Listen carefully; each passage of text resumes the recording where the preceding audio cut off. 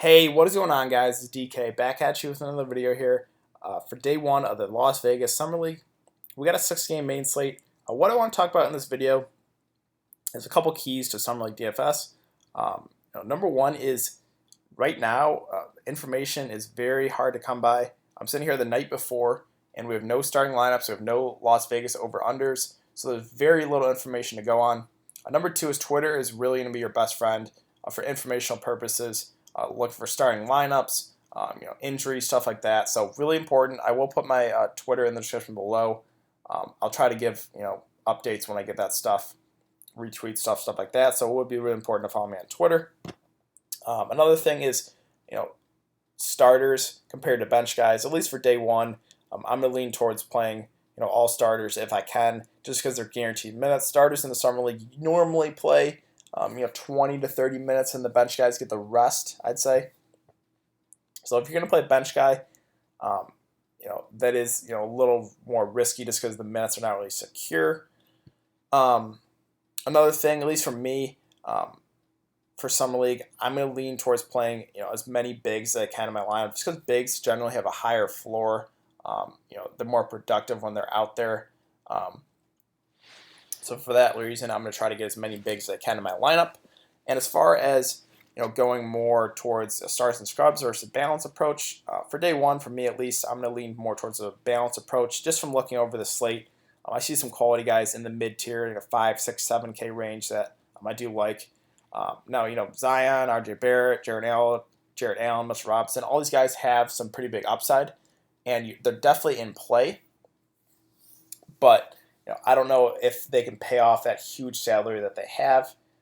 Now, if you like a couple guys in the 4K range, then be my guest. Play a couple cheap guys, pair them with a star, and then go from there. But I'm going to keep this video pretty short, just because again I'm going on very little information. We have no starting lineups released, but I'm just doing my best to break this down. I'm going to go over some of the guys that I do like here on the slate. So, like I said, all these top guys, have no issue with them, but probably not going to be the way that I go. Michael Porter Jr., he's got no injury thing, but he will be out for the whole summer league. He sprained his knee. Okay, so we got Christian Wood at 7.5K. He was just a star for Milwaukee Summer League last year. We do have his stats. This is from the Summer League last year. He was just super productive when he's out there. I assume he's going to start for New Orleans. Now, the only downside is he's playing across Zion, who's probably going to demand a lot of usage in that offense, but I expect Wood to probably play 25 to 30 minutes, and whenever this guy gets minutes, he produces. At 7.5K, I do like Christian Wood quite a bit here. A couple of these Charlotte guys, Miles Bridges, as well as Dwayne Bacon, Devontae Graham, all three of those guys played in the Summer League last year. They all played some pretty decent minutes, and they're all priced pretty accordingly here in the mid-range. So I do like those guys. Let's see. So where is so we got Alonso Trier also at 7.8K. He was really good in the Summer League last year.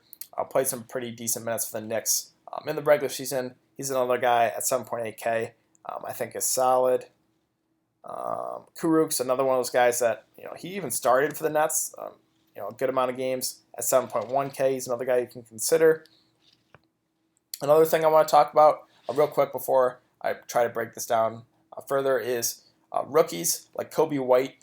Generally see more time than veteran guys, but so for that reason, you're probably going to want to play or feel more confident when you play rookies that they're going to see more minutes. So just thought I would bring that up there. Let's see.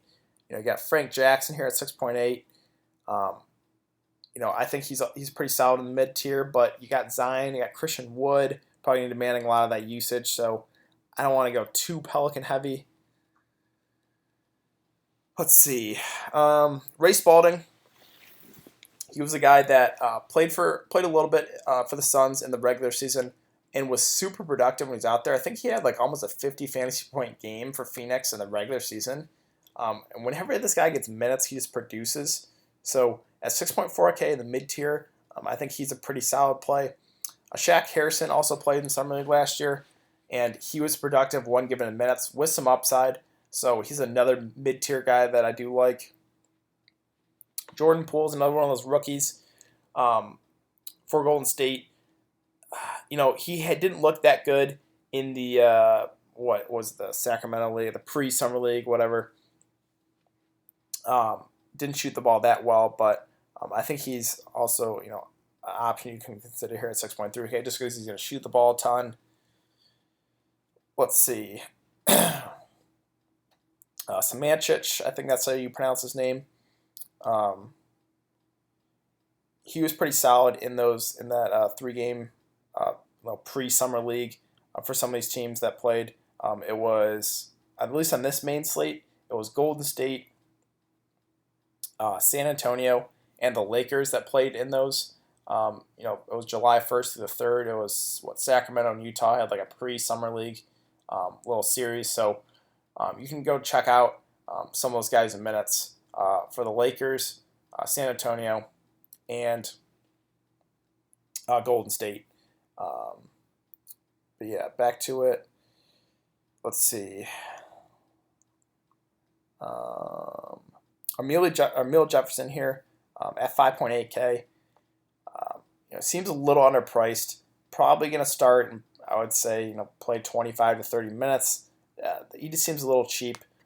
He's going to produce when he's out there, so I do like him.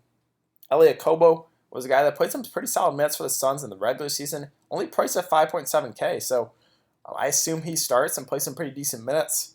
Another guy I'm definitely considering here in the mid-tier range. Walter Lemon Jr., he was also very good in the Summer League last year, but now you got Kobe White. Lemon Jr. usually runs a point. Maybe they shift him over to the 2. It's going to be interesting to see what Chicago's starting lineup is. If he picks up a start, I would like him at 5.5K. If he comes off the bench, that makes him a little riskier. But another guy that he produces when he's out there. Let's see. Oh, one other guy I wanted to bring up here. Where is he? Thomas Robinson. Now, he's not a rookie, not a young guy. He's probably one of the older guys in the Summer League. I think he's like 28 or so. In that pre-Summer League from July 1st to the 3rd, he played about 15 to 20 minutes a game and was super productive when he's out there. So we want guys that are going to produce when they're out there, and he's one of them for sure, 5K. So I do like him as a cheap guy. And other than that, Kostas Antetokounmpo here. I'm pretty sure it's Giannis' brother or cousin. I think it's his brother at 4.8K. He seems pretty underpriced. Now, if he starts, I would like him quite a bit here. Comes off the bench, makes him a little riskier, obviously, but 4.8K seems pretty affordable for Kostas Antetokounmpo there. And yeah, a lot of these, cheaper guys don't know a whole lot about, but if any of these guys pick up the start, that means they're probably going to be guaranteed some pretty decent minutes. So again, information is key. Starting lineups are key. Twitter is your best friend. So definitely, if you're playing Summer League DFS, you're going to want to be very active on Twitter. Those are just a few guys, that I do like here on the slate. Again, I'm kind of leaning towards that mid-tier range. No issue with these top guys if you can fit a couple of value guys that you feel comfortable with. But yeah, I think that's going to do it for today's video. Again, more of a shorter video, but we don't have a whole lot of information to go on. But yeah, I'll be back for another video on Saturday. So yeah, I will see you guys then.